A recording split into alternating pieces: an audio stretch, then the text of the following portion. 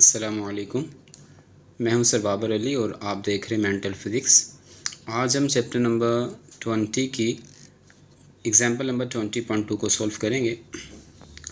A 200 ohm resistor is connected with an AC power supply of 36 volt with a frequency of 60 Hz. Calculate current flowing through the circuit, power dissipated in the resistor. Also write equation for current voltage as a function of time.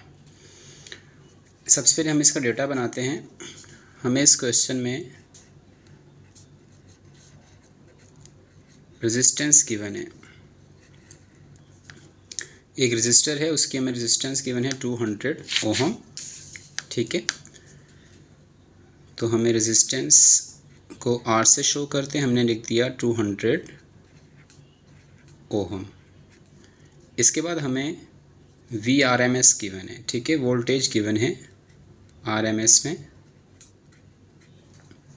कितने voltage given है हमें? 36 volt. उसके बाद हमें frequency given है 60 hertz.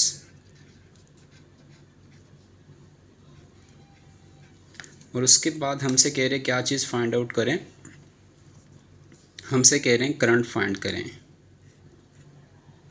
VRMS है तो जो करंट फाइंड करेंगे वो IRMS होगा। ये रूट मीन स्क्वायर वोल्टेज और रूट मीन स्क्वायर करंट है। ठीक है, और नंबर 2 हमसे कह रहे हैं कि पावर फाइंड करें। क्या फाइंड करें? पावर फाइंड करनी है।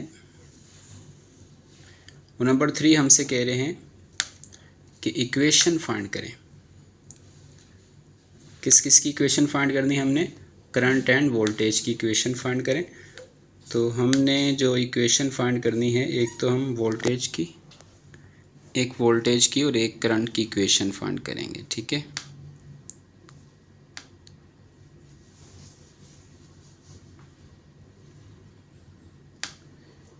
इनकी हमने इक्वेशन फाइंड करनी है।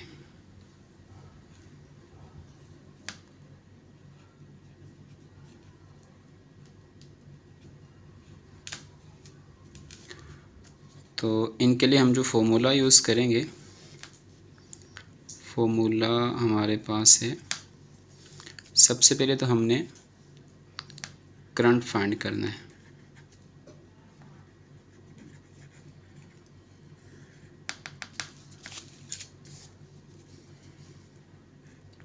I is equal to V/R होता है अकॉर्डिंग टू ओम्स लॉ। तो IRMS हमारे पास होगा is equal to VRMS upon R। ठीक है, इससे हम करंट फाइंड करेंगे। और उसके बाद हमने पावर फाइंड करनी है। तो पावर के लिए हम P is equal to VI। तो यहाँ VRMS होगा और इनटू IRMS होगा। इसके बाद जो थर्ड पार्ट है उसके लिए हम जो फॉर्मूला यूज़ करेंगे, थर्ड पार्ट में हमने इक्वेशन फाइंड करनी है। तो वोल्टेज की इक्वेशन के लिए V is equal to V0 sine omega t। और उसके बाद इसकी दूसरी है करंट की इक्वेशन, उसके लिए I is equal to I0 sine omega t। ठीक है, अब सबसे पहले हम सॉल्व करते हैं और करंट फाइंड करते हैं।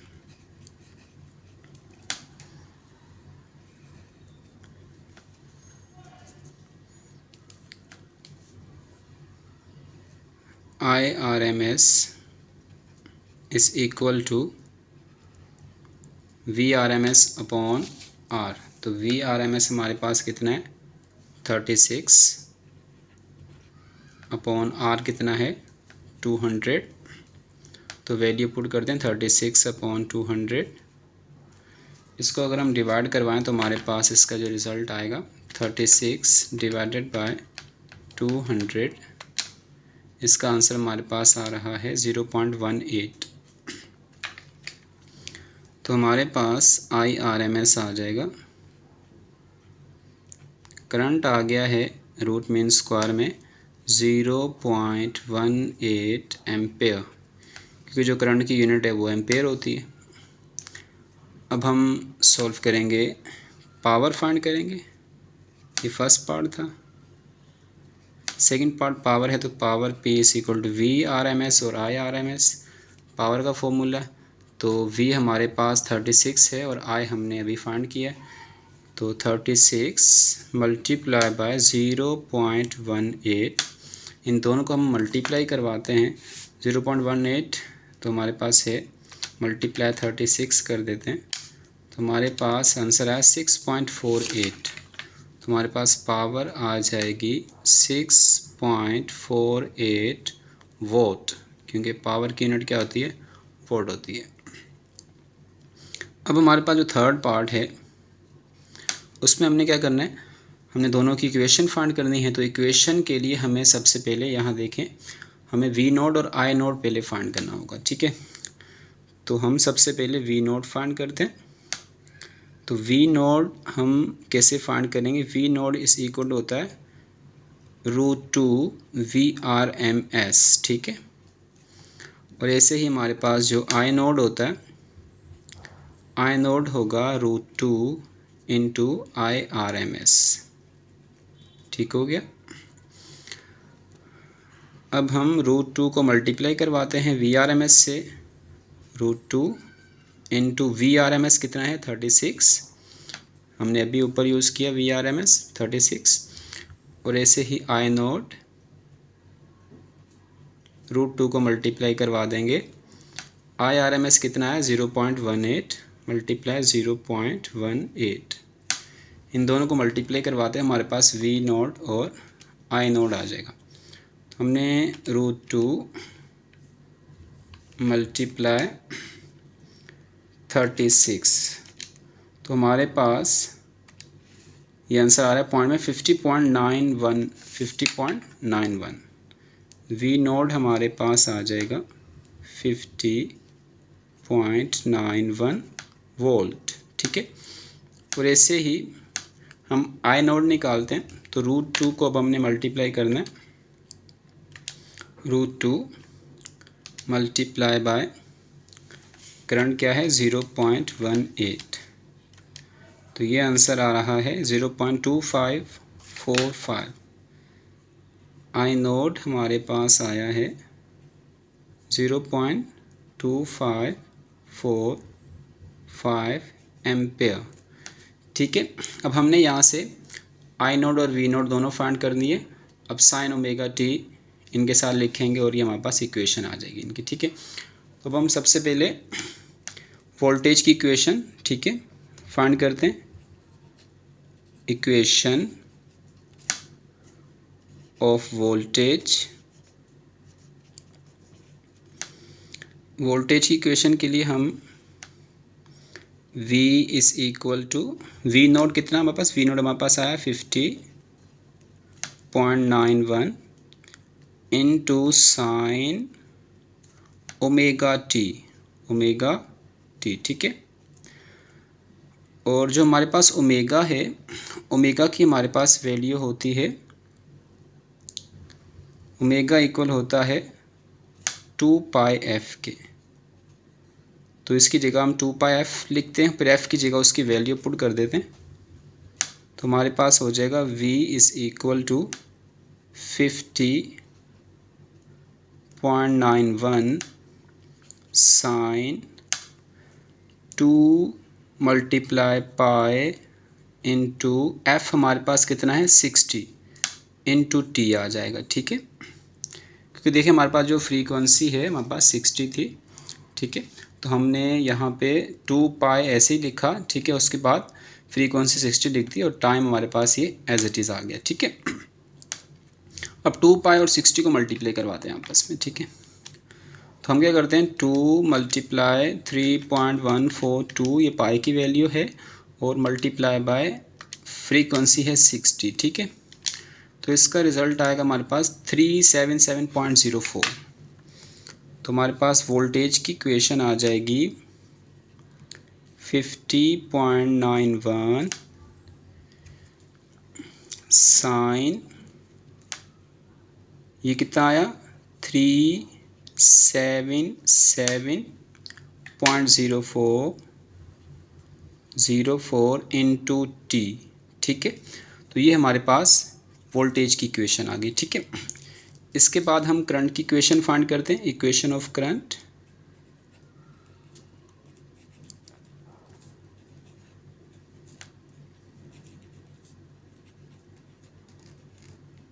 तो करंट की इक्वेशन हम फाइंड करेंगे। उसके लिए हमने आई नोड मालूम कर लिया है, तो हमने यही फॉर्मूला है, बस वी की जगह आई है।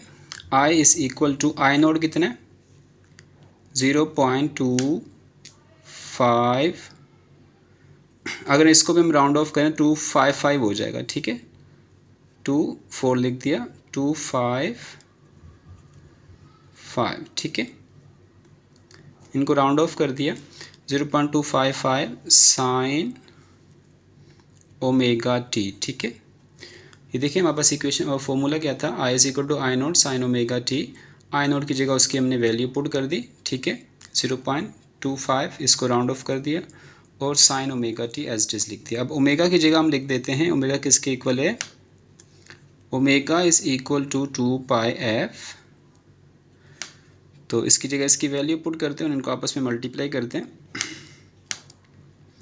आई is equal to 0.255 sine into 2πf into t. ठीक है, अब इनकी जगह हम इसकी वैल्यू पुट कर देते हैं, तो हमारे पास आई इज इक्वल टू हो जाएगा 0.255 साइन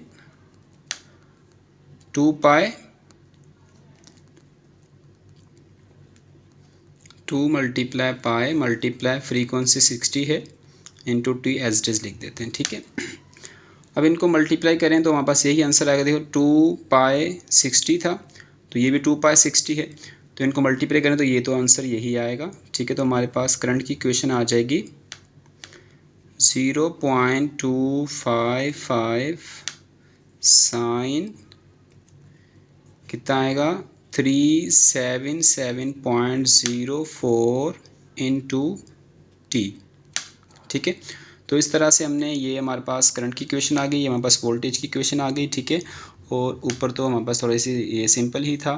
तो उम्मीद करें आपको ये क्वेश्चन समझ आ गया होगा। अगर आपको समझ ना आया हो तो आप कमेंट सेक्शन में लिख के पूछ सकते हैं। थैंक यू, अल्लाह हाफिज़।